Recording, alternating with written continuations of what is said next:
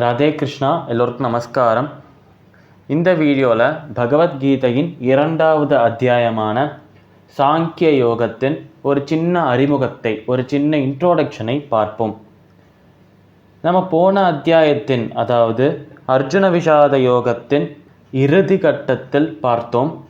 நம்ம அர்ஜுனன் என்னுடைய சொந்தங்களை அழிக்க மாட்டேன், நான் போர் புரிய மாட்டேன் என்று தன்னுடைய ஆயுதமாக இருக்கும் காண்டீவம் என்னும் வில்லை தூக்கி போட்டுட்டார் என்பதை போன அத்தியாயத்தில் பார்த்தோம்.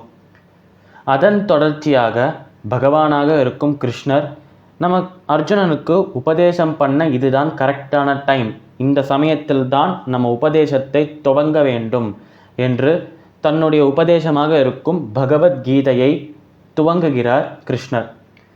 இவர் இப்படி உபதேசத்தை ஆரம்பிக்கும் போது எந்த ஒரு டாபிக்லேருந்து ஆரம்பிக்கிறார் என்றால், முதல் டாபிக் ஆத்ம தத்துவம். ஆத்மா என்றால் என்ன, அந்த ஆத்மாவின் டெஃபினிஷன், ஆத்மா என்றால் என்ன, அது எப்படி ஒரு உடலிலிருந்து இன்னொரு உடலுக்கு செல்கிறது, இப்பேற்பட்ட விஷயங்கள் எல்லாம், ஞான விஷயங்கள் எல்லாம் சொல்கிறார். அதற்கு பிறகு இந்த அத்தியாயத்தில் கர்மயோகம் என்றால் என்ன, ஒரு கர்மம், ஒரு செயலை எப்படி செய்ய வேண்டும், அந்த செயலை ஆற்றுவதனால் வரும் அந்த பலன்களை ஏற்றுக்கொள்ள வேண்டுமா, ஏற்றுக்கொள்ளக்கூடாதா போன்ற பல விஷயங்களை இந்த அத்தியாயத்தில் துவங்குகிறார் நம் கிருஷ்ணர். அதனால் நம்மளோட கிருஷ்ணர் அர்ஜுனனுக்கு மனம் தளராதே என்று செய்கிற ஒரு அட்வைஸாக தான், ஒரு மோட்டிவேஷனாக தான் இந்த அத்தியாயம் இருக்குது. இந்த அத்தியாயத்திலேருந்து தான் நம்ம கிருஷ்ணரே பேச ஆரம்பிக்கிறார்.